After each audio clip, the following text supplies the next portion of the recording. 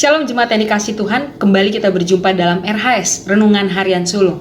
Dan hari ini kita akan bersama-sama menyaksikan kesaksian dari seorang anak Tuhan, dari jemaat kita, saudara kita yang sudah mengalami pengalaman bersama Tuhan yang luar biasa, gitu ya, menurut saya pribadi. Nah itu mari sama-sama kita sebelum mendengarkan kesaksian pada hari ini, kita bersama-sama bersatu dalam doa. Kita minta Tuhan supaya bisa memberkati kita, bisa menolong kita lewat kesaksian hari ini. Kita semua boleh mengalami, bisa diingatkan, bahkan dikuatkan. Mari sama-sama kita bersatu hati dalam doa, kita berdoa. Tuhan, hari ini kami rindu untuk bertemu dengan Tuhan lewat kesaksian saudara kami. Biar Tuhan yang boleh menolong, Tuhan yang kasih kami kepekaan untuk mengerti bagaimana Tuhan memproses setiap anak-anak-Mu, memproses kehidupan setiap kami.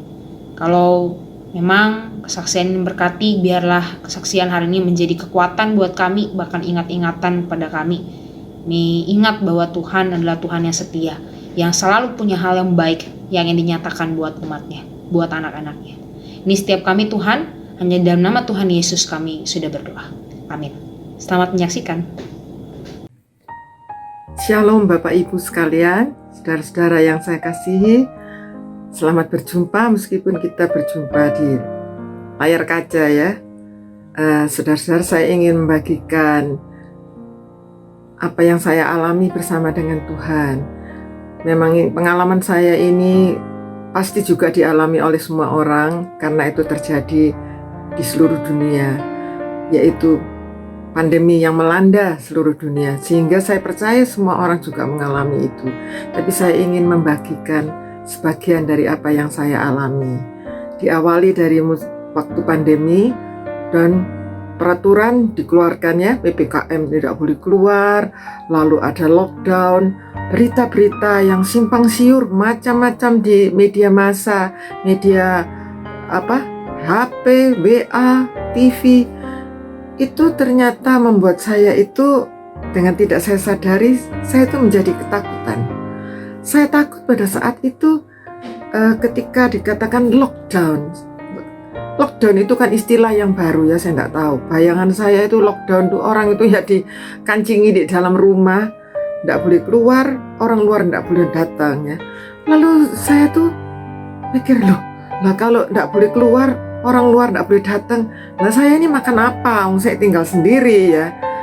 Ketakutan itu akhirnya itu dengan tidak saya sadari itu mengendap di bawah sadar saya dan membuat saya tuh begitu cemas sampai saya tuh sakit beberapa bulan, lemas badan saya.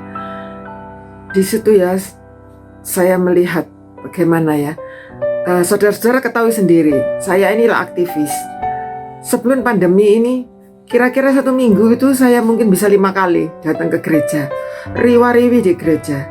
Orang kalau melihat saya pasti menganggap, wah ini aktivis yang jempolan ini, pasti imannya juga kuat.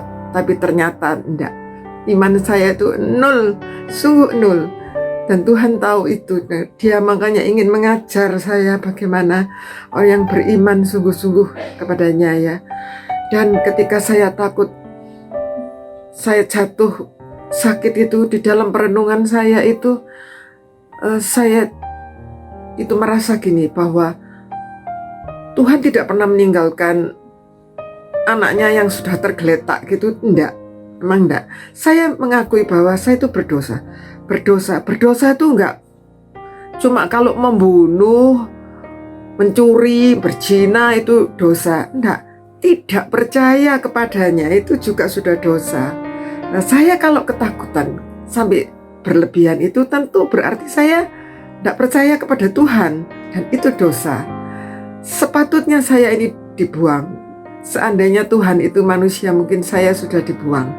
Buat apa punya anak-anak yang tidak percaya kepada bapaknya gitu. Tetapi Tuhan kita itu tidak. Dia justru di dalam kelemahan itu Dia datang menyapa saya. Saya itu memang tidak pernah mengalami pengalaman yang spektakuler, itu tidak pernah ya.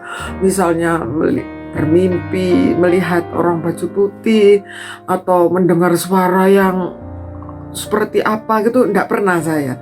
Tapi kalau saya disapa Tuhan itu selalu lewat firman Tuhan. Dan pada waktu saya tuh terpuruk sekali itu, saya yang ketakutan. Saya tuh takutnya apa tuh saudara? Saya ini enggak bisa makan. Lah bayang no, enggak bisa, enggak boleh keluar, enggak boleh orang enggak boleh datang. Saya ya enggak boleh keluar. Lah saya cari uang dari mana? Atau saya ini makan apa? Sampai kayak gitunya loh, saya ini enggak percayanya sama pimpinan Tuhan. Tapi Tuhan menyapa saya melalui firman-Nya yang sederhana sekali. Mazmur 23. Seperti Dia yang bersuara di telinga saya ya. Hei Lani, aku ini kan gembalamu. Kamu tidak akan kekurangan. Waktu saya membaca dan mendengar firman yang sudah sering kali saya dengar itu ya, saat itu beda sekali.